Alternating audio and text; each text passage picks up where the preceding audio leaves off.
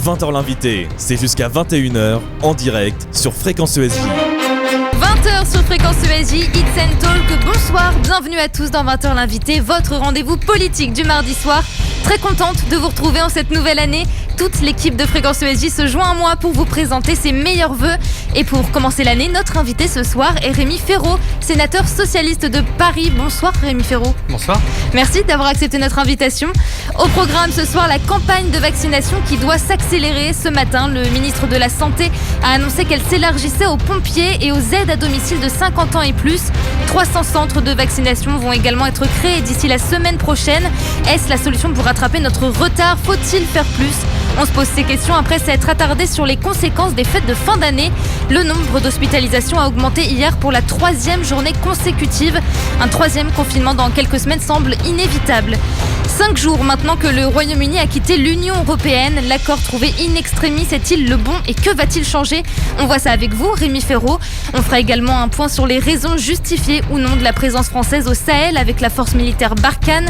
5 militaires sont morts la semaine dernière, portant à 50 le nombre de soldats tués dans cette région depuis 2013. N'hésitez pas à réagir tout au long de l'émission avec le hashtag Fréquence ESJ sur Twitter ou sur notre page Facebook. Vous pouvez poser vos questions à Rémi Féraud. 20h l'invité en direct jusqu'à 21h avec Rémi Féraud. C'est parti. Une heure de politique en direct, c'est 20h l'invité sur Fréquence ESJ.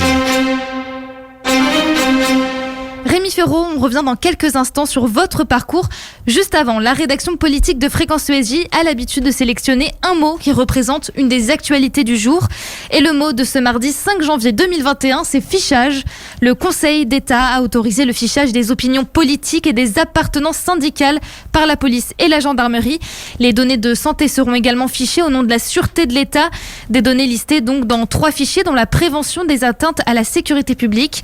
Ils sont utilisés notamment avant le recrutement de fonctionnaires à des postes sensibles. Rémi Féraud, selon vous, c'est une nouvelle étape vers un État autoritaire ? En tout cas, c'est une nouvelle étape vers le risque d'un recul pour les libertés publiques. Et autant nous sommes tout à fait favorables à aider les services de renseignement à faire leur travail, à être efficaces, autant là, il nous semble qu'il n'y a pas suffisamment de garanties en termes de liberté publique. C'est pour cela que nous avons interpellé le gouvernement au Sénat et que le ministre de l'Intérieur est invité à venir s'expliquer au mois de janvier. Le 12 janvier. Je pense qu'il y a en effet une vraie inquiétude à avoir. Il y aura des dérives selon vous ? Ça, je peux pas le savoir, mais je sais que le risque est là. Et la volonté de ce fichage avec les opinions politiques, l'orientation sexuelle, les fréquentations, ne nous semble pas nécessaire, par exemple, en termes de lutte contre le terrorisme, et nous paraît un véritable danger pour l'ensemble des Français. Merci Rémi Féraud. 20h l'invité, en direct, jusqu'à 21h. 20h03, on y est, on prend le temps en ce début d'émission de mieux vous connaître, Rémi Féraud. Juste avant d'aborder les sujets d'actualité, pour vous qui êtes avec nous et qui ne connaissez peut-être pas notre invité, Bastien Cochet revient sur son parcours, commencé à Versailles pour finir à Paris. Bonsoir Bastien. Bonsoir Manon Blangis, bonsoir Rémi Féraud. Vous avez grandi à Versailles, vous intégrez la prestigieuse école de commerce de Paris, ensuite l'ESCP. De quoi rêve le jeune Rémi Féraud à ce moment-là pour sa carrière ? Quand j'étais à l'ESCP, je rêvais de faire autre chose en réalité que d'aller travailler dans le monde de l'entreprise, pour qui j'ai beaucoup de considération, mais j'ai eu envie ensuite de faire Sciences Po, ce que j'ai fait à une époque, il y a bientôt 30 ans, 25 ans en tout cas, où on pouvait faire... voilà, les études étaient moins longues dans chacune des écoles et on pouvait les faire successivement. Et j'ai toujours rêvé de faire de la politique, et ce qui me passionnait, c'était le service public. Donc j'ai fait des études dans une grande école de commerce, mais ensuite à Sciences Po, et ensuite je me suis engagé en politique. Justement, en plus, votre carrière professionnelle est entièrement politique. Alors pourquoi ne s'être pas dirigé directement vers Sciences Po et avoir voulu tenter une école de commerce avant ? Est-ce que finalement la politique c'est un business un peu comme les autres ? Vous avez déclaré à propos du mandat de maire que c'était être en quelque sorte un chef d'entreprise à la tête d'une équipe. Oui, ça n'a pas de rapport avec le business. Quand on est maire, en effet, on a une équipe. Mais vous faites le parallèle avec une entreprise. Des objectifs, et je pense que, en effet, si le fait de faire de la politique n'est pas une profession en elle-même, elle demande une forme de métier. Ça s'apprend aussi, notamment dans le rapport aux citoyens, dans la conduite de la gestion publique. Mais vous répondez quoi aux Français qui pourraient vous reprocher d'être un politique de métier, justement ? Je crois que les Français l'ont beaucoup reproché il y a quelques années. Et que c'était justifié selon vous ? Peut-être, mais je pense qu'il reprochait surtout le manque d'efficacité et une certaine les promesses non tenues, le manque de sens de la politique. Aujourd'hui, le fait que, par exemple, à l'Assemblée nationale, les députés de la majorité n'arrivent pas à imprimer leur marque politiquement, je crois qu'on en revient un peu comme ça de ce qu'on appelle la société civile. Vous parliez tout à l'heure que vous aimiez le haut fonctionnariat. Vous avez même tenté l'ENA. C'est un regret aujourd'hui de l'avoir raté, ou vous dites finalement que vous avez échappé à cette casquette devenue presque péjorative d'être un énarque ? Sans regret, mais pas parce que il y aurait une casquette péjorative, mais parce que ma passion c'était l'engagement politique. J'ai été militant jeune et j'avais vraiment envie d'exercer des responsabilités politiques, et j'ai eu la chance de pouvoir devenir maire du 10e arrondissement relativement jeune, puisque j'avais 36 ans. C'était ça mon rêve, c'était de pouvoir transformer des convictions en un engagement politique qui mobilise l'essentiel de ma vie. Justement, avant d'être devenu maire, quand même, il y a eu quelques étapes un petit peu avant. Donc c'est au moment où vous êtes à Sciences Po que, à cette époque, vous rejoignez les socialistes. Rocard, Jospin sont des noms qui vous poussent à vous engager à l'époque. Il y a des personnalités équivalentes aujourd'hui qui peuvent pousser les jeunes à s'engager chez les socialistes, selon vous ? Moi, je travaille beaucoup avec Anne Hidalgo. Je pense que ce qu'elle porte de social-démocratie et d'écologie, ce qu'elle fait pour Paris, est un élément qui peut être enthousiasmant. Mais c'est la tête d'affiche, selon vous, aujourd'hui, du Parti socialiste ?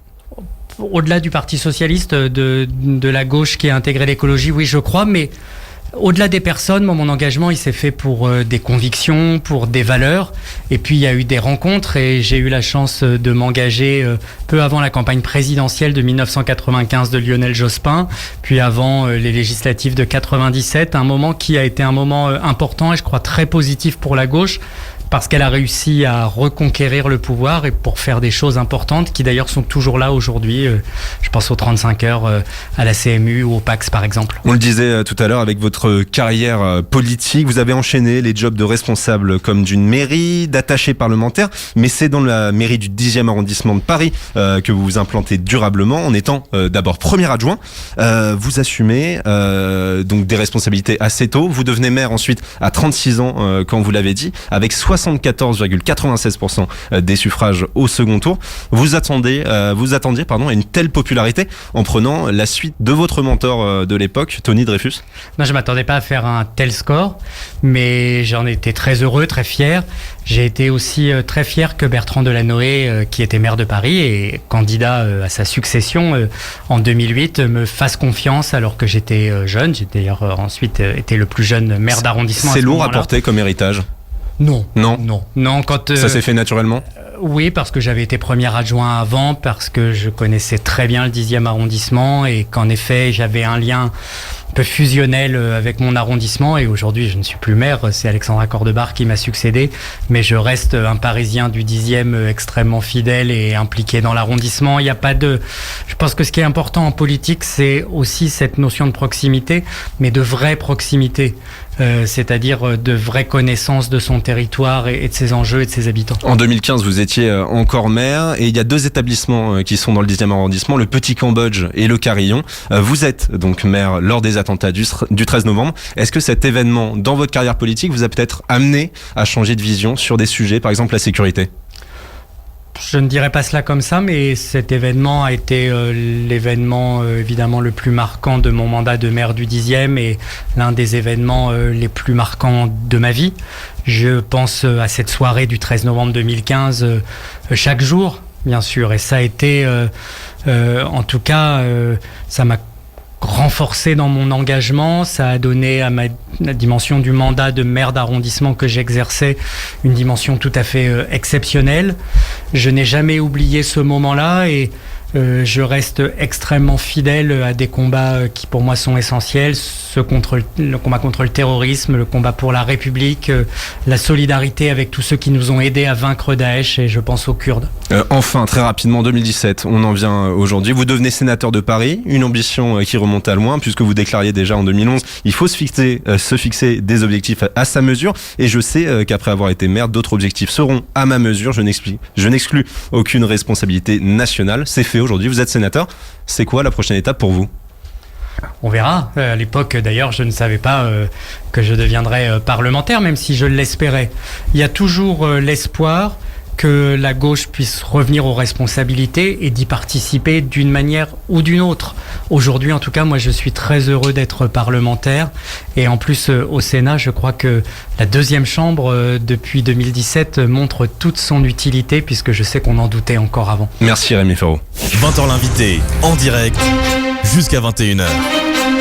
182 nouveaux patients en 24 heures. Le nombre de personnes atteintes du Covid hospitalisées augmente depuis 3 jours. 4022 nouveaux cas ont également été comptabilisés. Des chiffres à prendre avec précaution avec le week-end. Se dirige-t-on dans tous les cas vers un 3e confinement? Et pourra-t-on le supporter? On voit ça juste après Mis à mort de Nova Miller sur Fréquence ESJ Hits and Talk.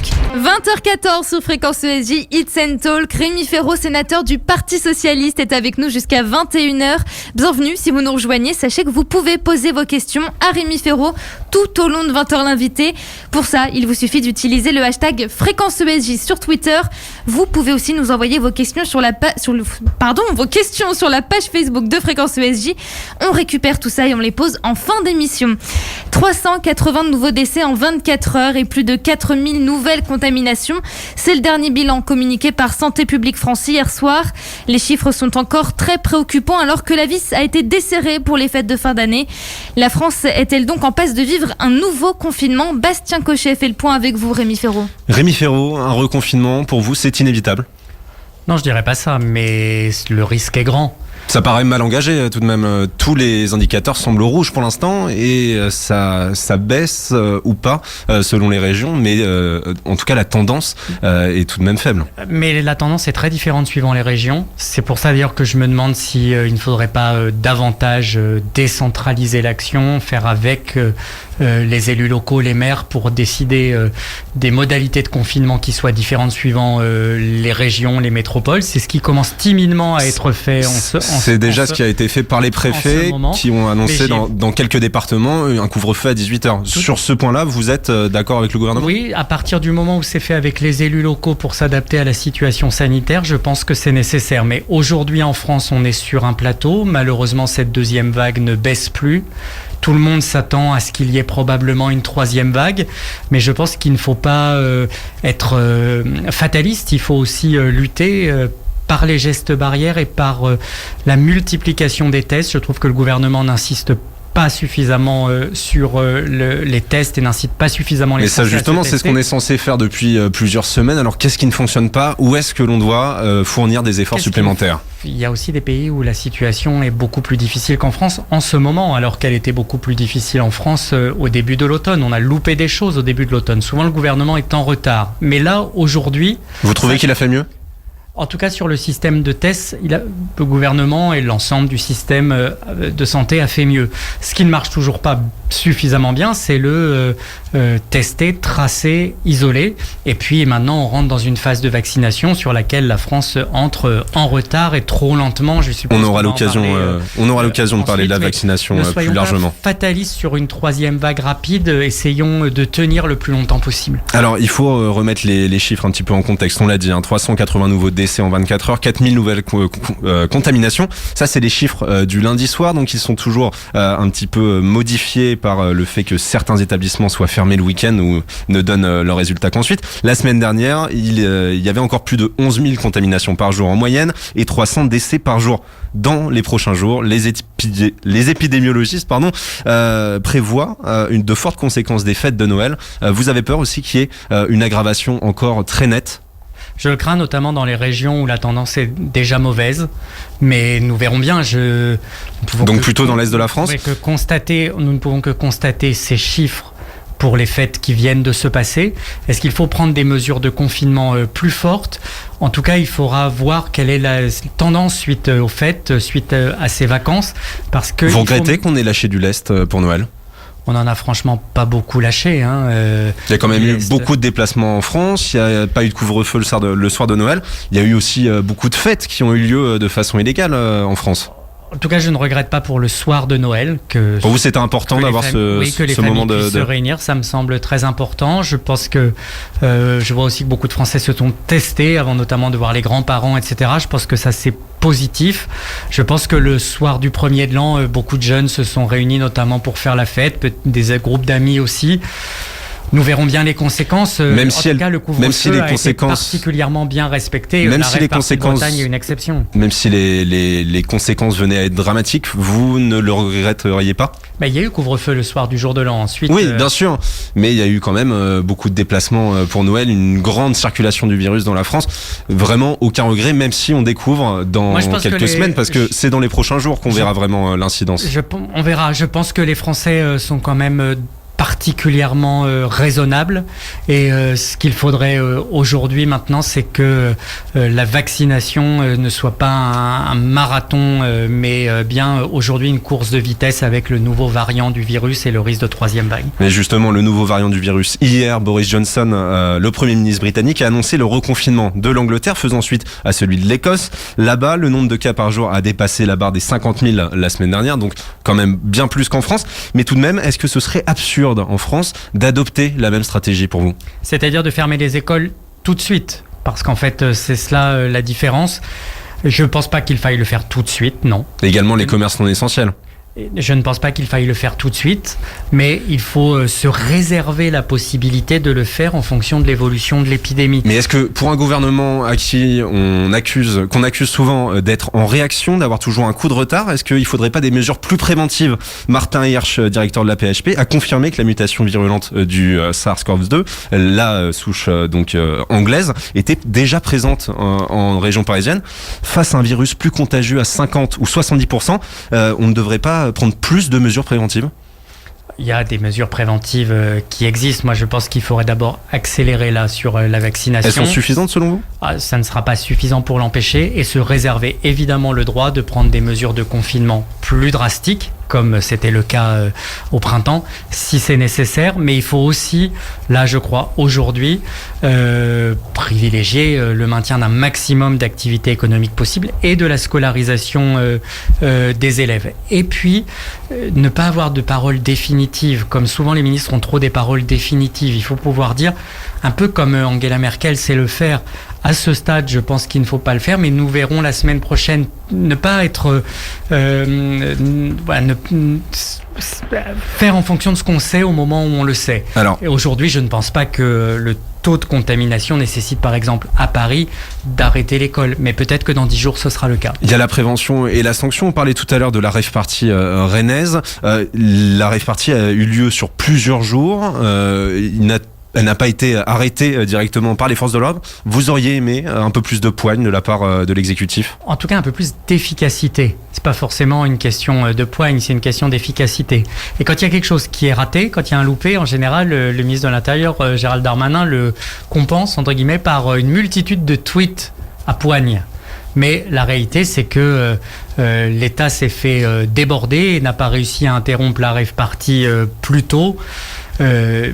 C'est un échec du gouvernement et de la part des organisateurs de la rave party, c'est particulièrement insultant pour tous les Français qui, eux, ont une vie extrêmement contrainte et se sont refusés à faire des fêtes. Merci Rémi Ferraud. Avant de continuer à nous interroger sur la crise sanitaire, vous nous écoutez peut-être sur un ordinateur ou sur un portable. Eh bien, si vous avez une enceinte connectée, Alexa, Google Home, HomePod, celle que vous voulez, vous pouvez aussi nous écouter dessus. Il vous suffit de demander à jouer Fréquence ESJ. À ce rythme-là, là, nous y serons encore dans 5000 ans. Les mots de l'ancien directeur général de la santé, William Dab, sont forts. Et pour cause, la campagne de vaccination peine à démarrer en France. Pourquoi un tel retard à l'allumage quand d'autres pays ont déjà vacciné des centaines de milliers de personnes? Théo Grévin, vous nous revenez sur cette première grande polémique de 2021. Bonsoir Théo. Bonsoir Manon, bonsoir Rémi Ferraud. 2000 personnes vaccinées hier en France, on n'a pas encore les chiffres pour aujourd'hui. Est-ce que vous demandez au gouvernement de vacciner les Français sans qu'il y ait forcément de priorisation en fonction de l'âge? Non, il faut qu'il y ait une priorisation, mais il faut que ça aille beaucoup plus vite. Prioriser quelles personnes alors? Ce qui avait été défini par la Haute Autorité de Santé, c'est-à-dire les résidents des EHPAD, qui sont les plus fragiles, qui sont dans des milieux collectifs, mais ensuite il faut pouvoir vite passer aux professionnels de santé, ceux de plus de 50 ans, mais les autres également, aux aides à domicile, au personnel de secours, j'ai vu notamment les pompiers, et puis à l'ensemble des Français fragiles, c'est-à-dire soit âgés, soit ayant des pathologies. Et vacciner ces catégories de personnes-là, ça veut dire terminer la vaccination des personnes qui sont en EHPAD.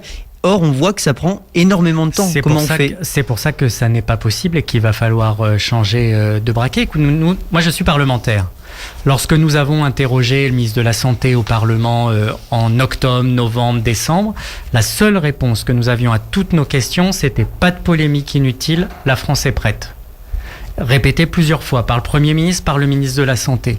Il s'avère aujourd'hui que ça n'était pas le cas, la France n'était pas prête parce que, comme nous le pensions, la logistique n'avait pas été préparée pour la mise en place de cette campagne de vaccination. Donc aujourd'hui, visiblement, il s'agit de rattraper du retard. Moi, je souhaite que le gouvernement le rattrape le plus vite possible et puis qu'il sache s'appuyer sur les collectivités locales pour le faire. Pour rattraper ce retard, Olivier Véran a annoncé ce matin sur RTL une accélération de la phase 1 en vaccinant toutes les personnes de plus de 75 ans, les pompiers de plus de 50 ans. Vous reconnaissez quand même qu'il y a la volonté là d'accélérer ? Je crois que le gouvernement s'est rendu compte que de n'avoir rien préparé réellement avait des conséquences, qu'il ne pouvait pas aller si lentement. Mais il y avait eu une stratégie quand même qui avait été communiquée par l'Académie de santé et qui a été validée par le gouvernement. En fait, il y a deux questions qui se posent à mon avis aujourd'hui. Tout ça débouchera peut-être à un moment commission d'enquête, en tout cas sur un contrôle parlementaire. Mais d'une part, est-ce que la stratégie définie par le gouvernement, les moyens sont là pour la mettre en œuvre? Or, à l'évidence, quand on voit les chiffres, non, pas complètement. Et ensuite, est-ce qu'il ne faut pas accélérer cette stratégie? Et probablement que si, c'est d'ailleurs ce qui est en train d'être affirmé par le gouvernement. Mais est-ce que les moyens sont là pour mettre en œuvre cette accélération? Là aussi, pour le moment, j'en doute. Voilà, ce qui n'a pas été préparé cet automne, il faut maintenant le faire à marche forcée. Et justement, ces contraintes-là que le ministre de la Santé dont il a parlé ce matin sur RTL, est-ce que c'est pas des prétextes qui cachent en réalité une véritable incapacité à organiser une campagne de vaccination à la hauteur, comme il y a en Allemagne, où il y a déjà près de 320 000 personnes qui ont été vaccinées? À ce stade, je crains que si. D'ailleurs, cet automne, lorsque nous disions les Allemands ont préparé la logistique, même si les doses de vaccins ne sont pas encore là, qu'attendez-vous? On nous disait circuler, il n'y a rien à voir. Et en réalité, cet enjeu logistique n'avait pas été pris en compte. Vous auriez souhaité que l'armée soit déployée, par exemple, que les pharmaciens soient aussi mobilisés? Je ne sais pas si l'armée peut être, en termes de transport, si c'est nécessaire. Pour acheminer les doses? Peut-être. En tout cas, les pharmaciens, les médecines de ville, les hôpitaux et les collectivités locales, oui, sans aucun doute. Or, aujourd'hui, notamment les villes n'arrivent pas encore à avoir de réponse de l'État pour la mise en place de vaccinodromes. Or, les municipalités, elles ont les locaux et les lieux disponibles, comme l'a dit par exemple la ville de Paris, mais beaucoup d'autres mairies. Je rappelle simplement que les militaires ont bien été mobilisés pour acheminer les doses de vaccins jusqu'au congélateur notamment. Rémi Ferraud, la commission des affaires sociales du Sénat a déclaré hier vouloir auditionner le ministre de la Santé, Olivier Véran, cette semaine. Est-ce que déjà cette audition, elle va avoir lieu? Je ne suis pas membre de la commission des affaires sociales, donc je ne peux pas vous répondre, mais je ne crois pas qu'elle soit encore programmée, mais elle aura forcément lieu, parce que le Sénat exerce l'une des missions essentielles du Parlement dans son ensemble, qui est de contrôler l'action du gouvernement. Et pour quelle raison? Qu'est-ce qui pourrait en déboucher si elle avait lieu? L'information du Parlement, le contrôle de l'action du gouvernement et des recommandations pour améliorer les choses par la suite. La définition aussi des responsabilités pour ce qui a été fait et ce qui n'a pas été préparé non plus à l'automne. Et est-ce que vous souhaitez un nouveau débat sur la stratégie vaccinale ? Il y en avait déjà eu un. Est-ce que vous souhaitez un nouveau débat ? Je pense qu'il est vraiment très utile que le Parlement reprenne son activité la semaine prochaine pour pouvoir interpeller le gouvernement et avoir des réponses un peu plus détaillées et précises. Mais il ne faut pas seulement des engagements verbaux, il faut aussi que nous soient donnés les moyens mis en œuvre pour les remplir. Alors, il y avait déjà eu un débat. Est-ce que cette fois, vous souhaitez un vote ? Il y avait eu un débat à l'Assemblée nationale, au Sénat, sans vote. Est-ce que cette fois-ci, il faut un vote ? Je ne sais pas si la stratégie vaccinale nécessite un vote du Parlement, mais ça, c'est d'ailleurs le gouvernement qui en décide, en demandant une forme de confiance. Mais en tout cas, il faut qu'il y ait un débat et surtout une possibilité d'interpellation du gouvernement et de réponse du gouvernement. Merci, Rémi Ferraud. 20h l'invité, c'est jusqu'à 21h en direct sur Fréquence ESJ. Dans moins de 3 minutes, on aborde un autre aspect de cette crise sanitaire. Si les conséquences du Covid se voient sur la santé, les retombées sont aussi économiques et elles sont très dures pour le secteur de la culture et de la restauration. Le report de la réouverture des restaurants est synonyme de fermeture pour beaucoup. On se penche sur la question juste après un titre de Rage, c'est Pick a Side sur Fréquence ESJ, Hits and Talk. Fréquence ESJ, Hits and Talk, il est 20h31 et Rémi Ferraud, sénateur socialiste de Paris, est avec nous ce soir.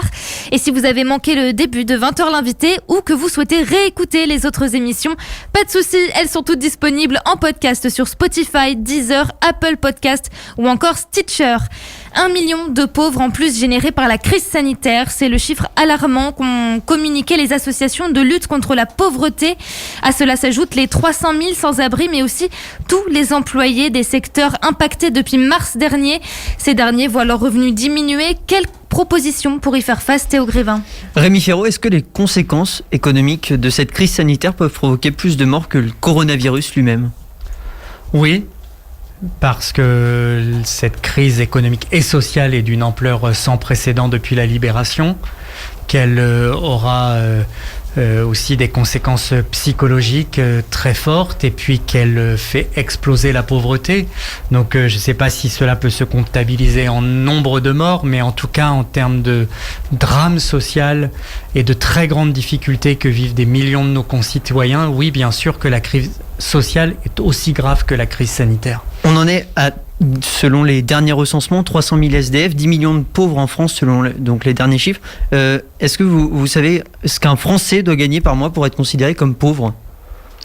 Le seuil de pauvreté, il est légèrement inférieur au SMIC pour une personne seule. Je suis incapable de vous donner le chiffre exact. L'année dernière, il était à 1063 €. Est-ce qu'au final, on n'a pas en France la même situation qu'avant la crise sanitaire, avec les riches toujours aussi riches et les pauvres encore plus pauvres ? Mais si, mais c'est la conséquence de la crise sanitaire et de la politique du gouvernement.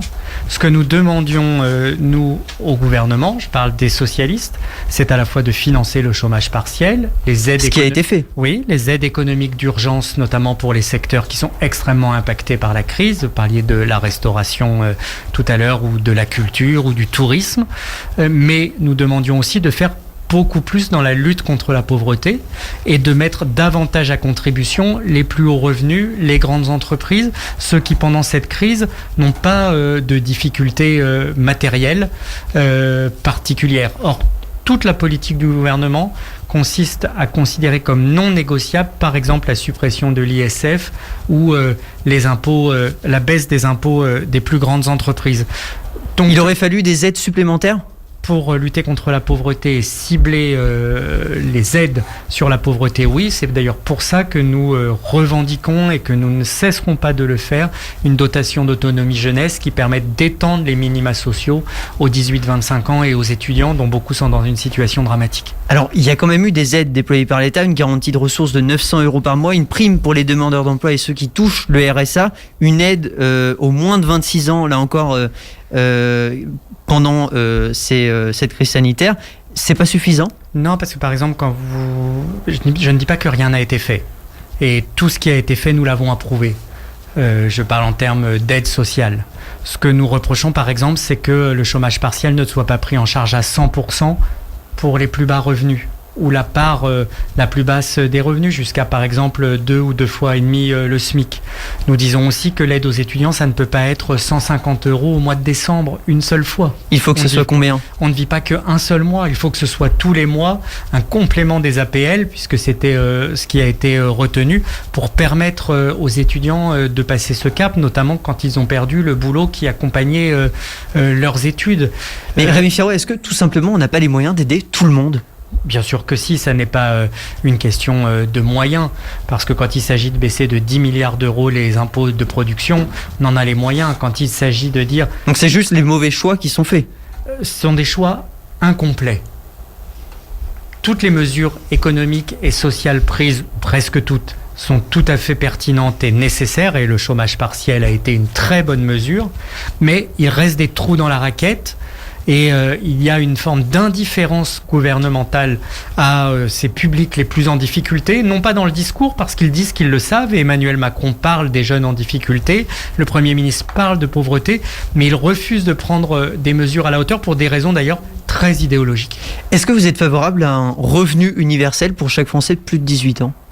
Je pense qu'il va falloir aller, je ne sais pas si c'est vers un revenu universel, mais en tout cas vers des solutions qui s'y apparentent. Ça serait quoi comme solution alternative ?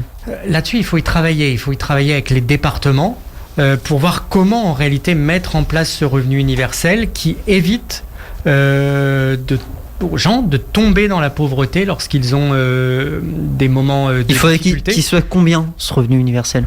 Super, inférieur au SMIC, un petit peu inférieur au SMIC ? Inférieur au SMIC, forcément. Mais il faudrait surtout qu'il évite aux gens de tomber dans la pauvreté. C'est en aidant les gens qu'ils arrivent ensuite à se reconstruire et notamment à revenir sur le marché du travail. C'est tout ce que démontre, par exemple, le travail de l'économiste Esther Duflo.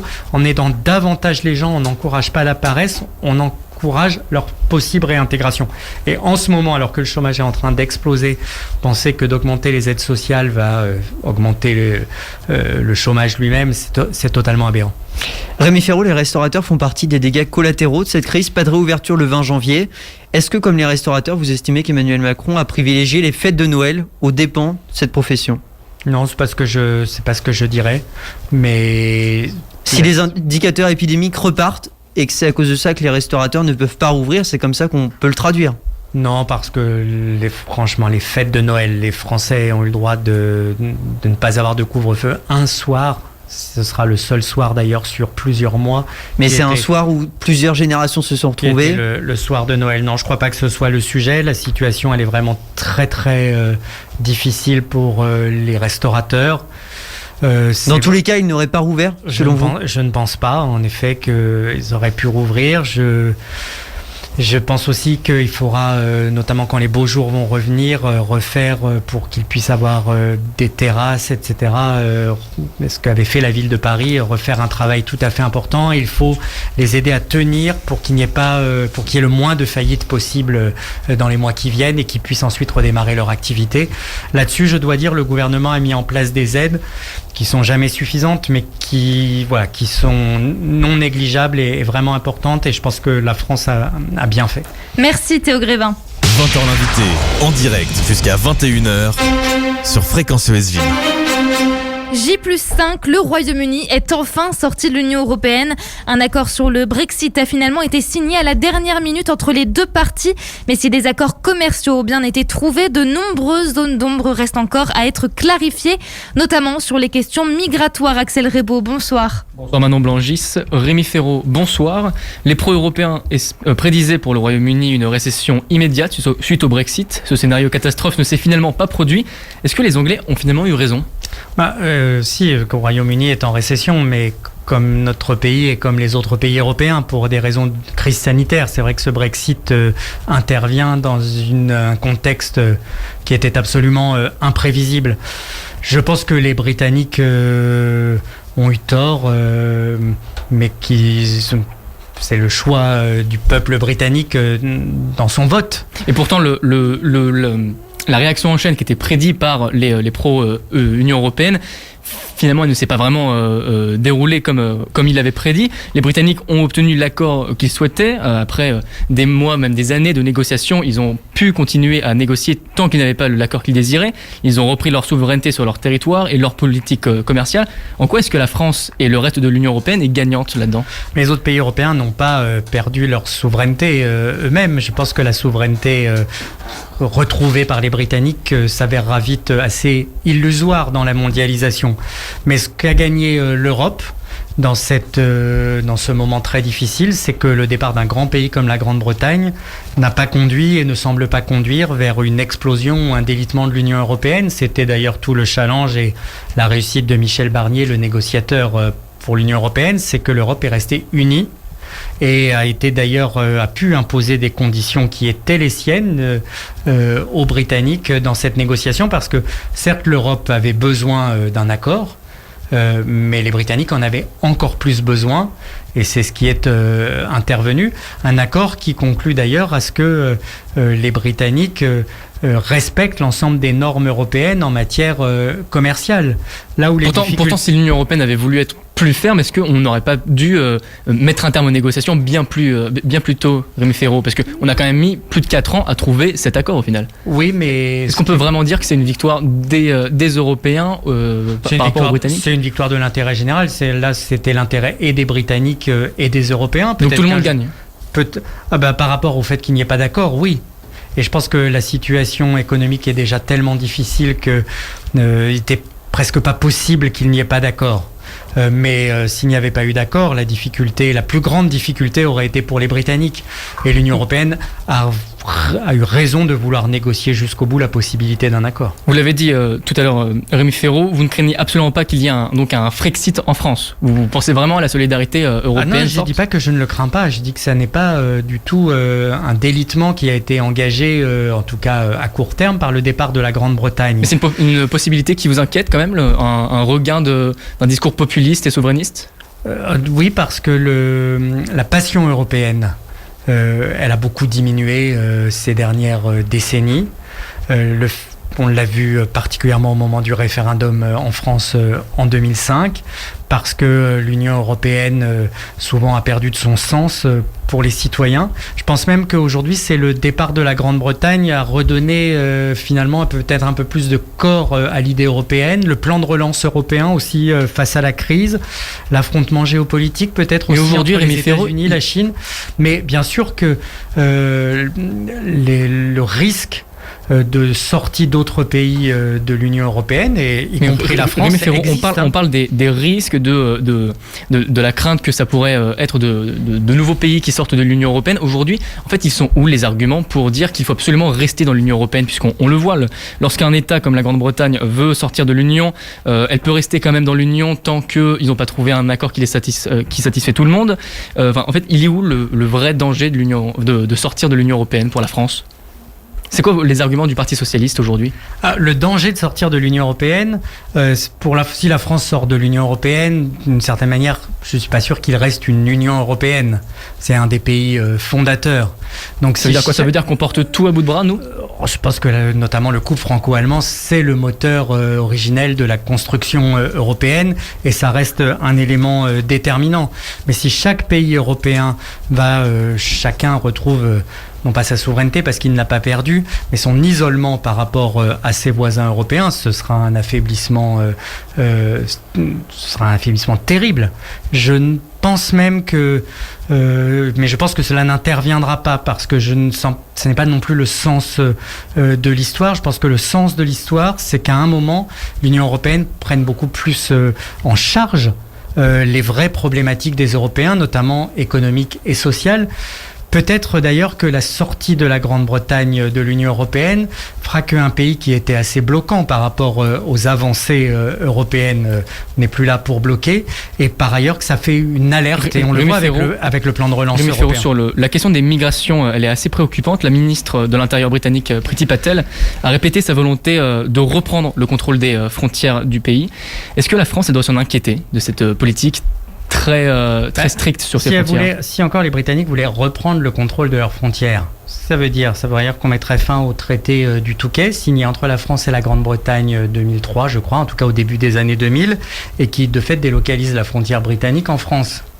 Donc, et c'est pour ça d'ailleurs qu'il y a tant de migrants sur les côtes françaises autour de Calais. Donc, quand la ministre britannique dit cela, elle veut dire qu'elle veut stopper tout à fait, mais l'immigration. Je vous demande, est-ce qu'on doit s'en inquiéter justement? Est-ce qu'on va pas se retrouver donc avec on a déjà des centaines, des milliers de migrants qui sont dans le nord de la France, les jungles de Calais, on en parle souvent, donc des personnes qui veulent rejoindre la Grande-Bretagne. Si finalement ils se rendent compte qu'il n'y a aucun espoir de rejoindre la Grande-Bretagne, est-ce qu'on va pas se retrouver avec le problème de la Grande-Bretagne en plus d'une autre déjà? Mais nous l'avons déjà et nous l'avons depuis une vingtaine d'années. J'ai été maire du 10e arrondissement où il y a eu beaucoup d'exilés, donc je le sais. Les accords de Dublin, dont la Grande-Bretagne est sortie en sortant de l'Europe, ou les accords du Touquet, traités du Touquet entre la France et la Grande-Bretagne ne fonctionnent pas bien et créent des endroits où les migrants sont bloqués sans pouvoir faire valoir leurs droits, créer des campements. Ça peut être le cas à Paris, on l'a vu l'autre jour, c'est le cas en ce moment je crois particulièrement à Calais, mais c'est la situation qui existe depuis 20 ans. Et je pense que la sortie de la Grande-Bretagne de l'Union européenne change les choses juridiquement, mais malheureusement, la situation extrêmement difficile, elle existe depuis bien plus longtemps. Je n'ai jamais été j'ai toujours été favorable à la remise en cause des accords de Dublin, parce qu'ils ne fonctionnent pas. Mais là, en l'occurrence, la sortie de la Grande-Bretagne seule de ces accords de Dublin ne résout aucun problème. Merci Rémi Ferro. 20h l'invité, en direct, jusqu'à 21h. Dans quelques instants, on aborde ensemble 2 derniers sujets qui ont marqué l'actualité cette semaine. Celui des migrants en difficulté à Calais, justement. Les associations alertent sur des évacuations sans proposition de prise en charge. Et puis, 5 militaires français ont été tués la semaine dernière au Sahel. Des événements qui ont suscité le débat sur la présence française dans la région.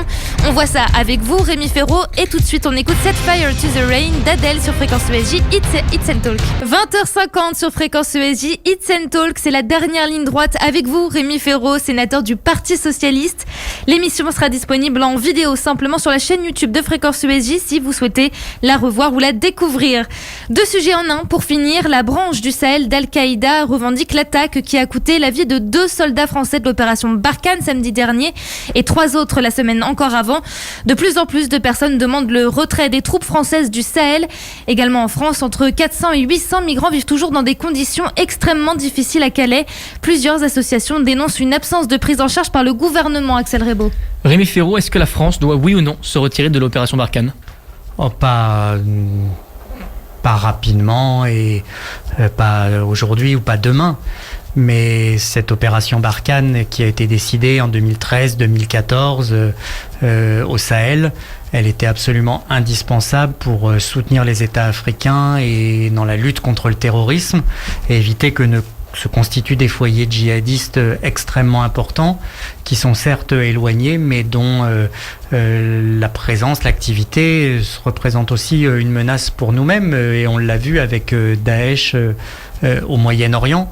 Donc c'était une opération tout à fait nécessaire, décidée par François Hollande qui par ailleurs rencontre un certain nombre de succès militaires. Vous dites pas immédiatement, mais donc ça veut dire la question doit se poser alors. Bien sûr, parce qu'elle ne peut pas, cette opération Barkhane, exister ad vitam aeternam, mais il faut trouver une sortie de cette opération. Ce qui est vrai, c'est qu'il est très très difficile de faire monter en puissance les armées des pays africains concernés pour qu'elles soient suffisamment puissantes et suffisamment formées pour lutter efficacement contre ces groupes djihadistes. En tout cas, il ne faut pas partir dans le désordre, mais il faut construire la suite et la possibilité d'une diminution progressive de cet engagement militaire français. C'est une tâche, je le sais, extrêmement difficile. Mais il ne faut pas abandonner les pays africains comme cela. Nous avons vu, je crois encore il y a quelques jours, alors certes les militaires français qui ont été tués au Mali, mais aussi des attaques djihadistes terribles, par exemple au Niger. Je crois qu'il y a eu une centaine de morts. Ces activités terroristes continuent. Donc pour vous, c'est quand même primordial de garder quand même une présence militaire dans le Sahel. C'est absolument essentiel. Ce qu'il faut, c'est travailler au développement des pays et à la capacité des États à se reconstruire et à être eux-mêmes en capacité de faire face au terrorisme et de le juguler. On revient en France avec la question des migrants. Ils sont donc entre 400 et 800, rien qu'à Calais, qui tentent de survivre par ce froid. Comment en France, en 2021, Rémi Féraud, on permet que des gens meurent d'hypothermie dans la rue ? Moi, je ne le comprends pas, surtout que pour un pays de 67 millions d'habitants, leur nombre est très limité. L'Allemagne a réussi à accueillir dans de bonnes conditions 1 million de migrants il y a quelques années.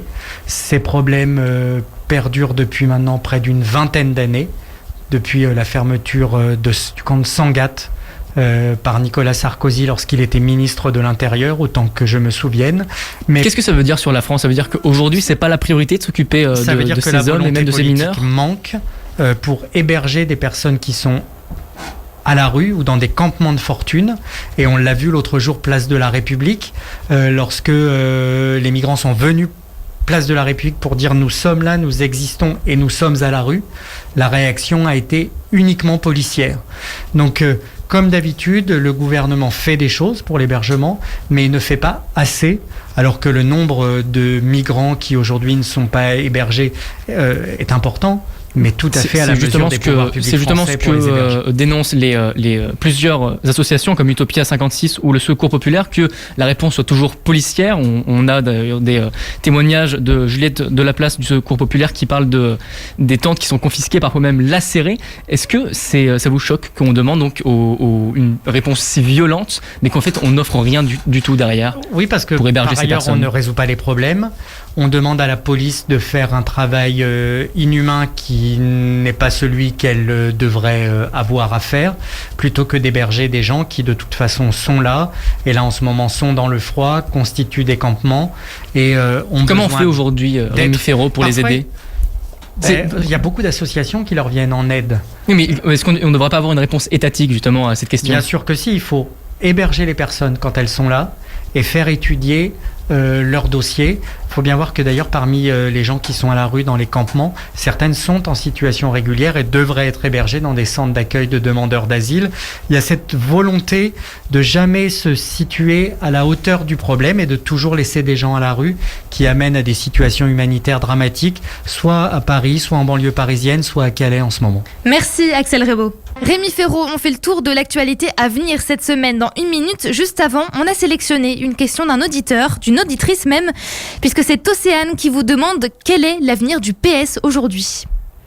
Je crois que le PS, qui est encore convalescent, a un avenir.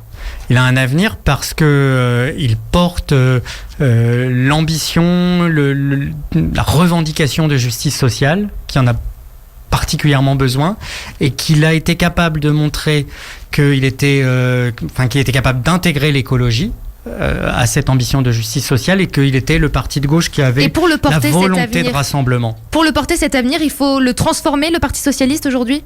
Je crois qu'il y a des 90, c'était Michel Rocard qui parlait de Big Bang. Donc oui, bien sûr qu'aujourd'hui le Parti Socialiste a besoin de se transformer, de s'élargir pour retrouver avec lui tous ceux qui sont un peu ses compagnons de route, c'est-à-dire qui partagent ses valeurs et ses convictions, mais qui ne sont plus aujourd'hui au Parti Socialiste, et ils sont nombreux. On passe maintenant à l'agenda politique de la semaine. Jeudi, le télétravail sera assoupli, du moins partout où c'est possible. Le télétravail ne sera pas réclamé à 100% par les employeurs. Les salariés pourront revenir 1 jour par semaine dans les entreprises. Rémi Féraud, là encore, alors qu'on l'a vu, le nombre de cas remonte. Est-ce qu'il est raisonnable de faire revenir les salariés dans les entreprises ? En tout cas, le télétravail, c'est une bonne solution, et puis c'est parfois une difficulté pour beaucoup. C'est très variable suivant les entreprises et les administrations. On est en tout cas aujourd'hui à un moment où faire diminuer le télétravail, c'est aberrant. C'est le contraire qu'il faudrait faire. Donc, il faut l'encourager, bien encore sûr, une fois. et ça rentre souvent dans les consignes du gouvernement qui sont en retard ou à contretemps. Jeudi également, le ministre de la Santé Olivier Véran et le Premier ministre Jean Castex doivent prendre la parole pour annoncer de nouvelles mesures. On le sait déjà, les lieux culturels ne rouvriront pas, mais la question reste entière pour les stations de ski. Elles souhaitent pouvoir rouvrir les remontées mécaniques. Là encore, Rémi Féraud, il faut les laisser fermer. Je n'ai pas, moi, les informations aujourd'hui pour pouvoir vous répondre avec assez de précision, des informations sur la situation sanitaire précise. Mais j'espère que les stations de ski pourront ouvrir au mois de février. Ça n'est pas pour que... Ce ne sera pas pour donc jeudi jeudi 7 janvier. Je sais pas, je peux pas vous répondre à la place du gouvernement. Ce que je souhaite, c'est qu'elle puisse ouvrir, non pas pour que les gens puissent aller faire du ski alors qu'ils pourraient s'en passer, mais parce que derrière, il y a une activité économique, des emplois qui sont extrêmement importants pour des zones de montagne qui vivent de cette activité du ski. Mais si la situation sanitaire ne le permet pas, si le comité scientifique recommande de les laisser fermer, alors il faudra faire primer le sanitaire, parce que de toute façon, si on ne le fait pas primer d'abord, ensuite il s'impose à nous. Merci Rémi Ferraud. 20h l'invité, c'est jusqu'à 21h en direct sur Fréquence ESJ. 20h l'invité, c'est déjà fini pour aujourd'hui. Merci à tous de nous avoir suivis et d'avoir réagi tout au long de l'émission. Merci Rémi Ferraud d'avoir répondu à nos questions. Je rappelle que vous êtes sénateur socialiste de Paris. Demain, de 20h à 21h, vous retrouverez Storytelling, votre émission culture et divertissement. Toute l'équipe vous attend avec impatience en direct sur Fréquence ESJ. N'hésitez pas à vous abonner à tous les réseaux sociaux de Fréquence ESJ pour ne rien manquer de notre actualité. Facebook, Twitter, Instagram, YouTube et TikTok. Quant à nous, on se retrouve la semaine prochaine dans 20h l'invité. Nous serons avec Anne-Laure Blin, députée Les Républicains, toujours en direct de 20h à 21h. 21h sur Fréquence ESJ. Passez une très bonne soirée en musique. 20h l'invité, c'est jusqu'à 21h en direct sur Fréquence ESJ.